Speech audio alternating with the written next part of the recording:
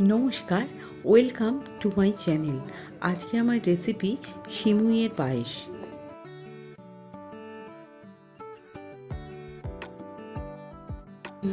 প্রথমে একটি কড়াইয়ে 2 চামচ পরিমাণে ঘি নিয়ে নিলাম।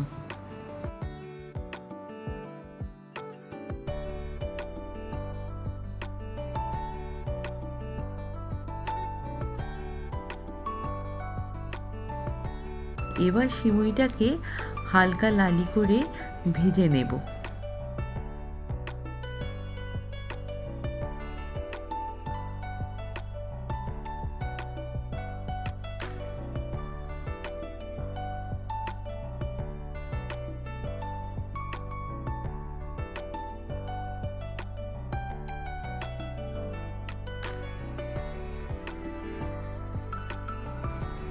আপনারা দেখতে পাচ্ছেন সিমুইটা হালকা লালি ভাব এসে গেছে।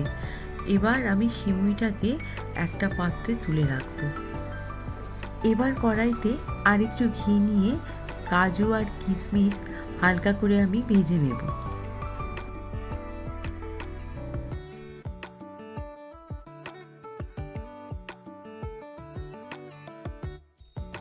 এবার ভাজা হয়ে গেছে, আমি এবার কাজু আর কিশমিশটা অন্য পাত্রে তুলে রাখছি। এবার কড়াইতে অল্প পরিমাণে ঘি নিয়ে নিলাম। তারপর খুন্তির সাহায্যে সারা কড়াইতে ঘিটা মাখিয়ে দিয়ে আমি 1 লিটার দুধ কড়াইয়ে দিয়ে দিলাম। এবার সিমুইয়ের পায়েসটা করার জন্যে আমি দুধটাকে ফুটিয়ে ঘন করব।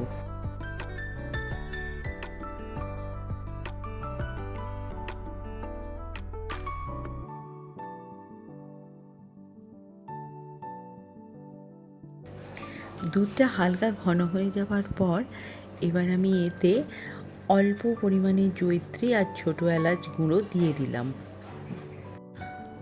যেহেতু দুটোই খুব স্ট্রং ফ্লেভারের, সেহেতু আমি দুটোই দিয়েছি, কিন্তু খুব অল্প পরিমাণে দিয়েছি। এবার আমি এতে দিয়ে দিলাম 1 বাটি বাতাসা। আমি পায়েসে সাধারণত বাতাসাটাই ব্যবহার করি, তার কারণ পায়েসে একটা সুন্দর কালার আসবে বলে। আপনারা আপনাদের মিষ্টি যেরকম খান সেরকম পরিমাণে বাতাসা নেবেন। আমি এখানে 1 বাটি বাতাসা নিয়েছি। আপনারা বাতাসার জায়গায় চিনিও নিয়ে নিতে পারেন। এবার আমি 100 গ্রাম পরিমাণ মিল্ক মেড দিয়ে দিলাম।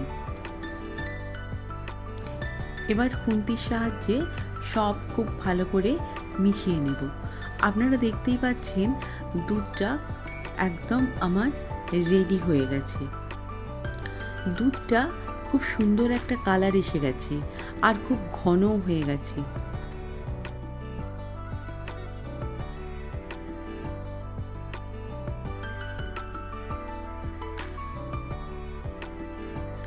এবার ভেজে রাখা কাজু কিশমিশগুলো আমি এতে দিয়ে দিলাম। আবার ভালো করে সব মিশিয়ে নিলাম। খুন্তির সাহায্যে খুব ভালো করে নেড়ে নিলাম।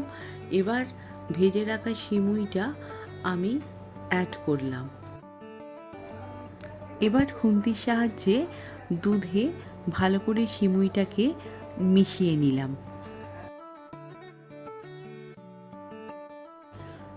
আপনারা দেখতেই পাচ্ছেন আমার সিমুইয়ের পায়েস রেডি হয়ে গেছে। এবার আমি সার্ভ করব।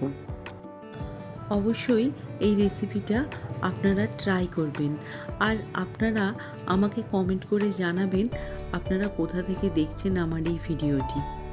যদি আমার এই ভিডিওটি আপনাদের ভালো লেগে থাকে তাহলে অবশ্যই ভিডিওটি লাইক শেয়ার করবেন এবং পেজটি ফলো ও সাবস্ক্রাইব করে সাথে থাকবেন। আবার খুব তাড়াতাড়ি নতুন কিছু টেস্টি রেসিপি নিয়ে দেখা হবে। ততদিন পর্যন্ত ভালো ভালো রান্না করুন, ভালো থাকুন।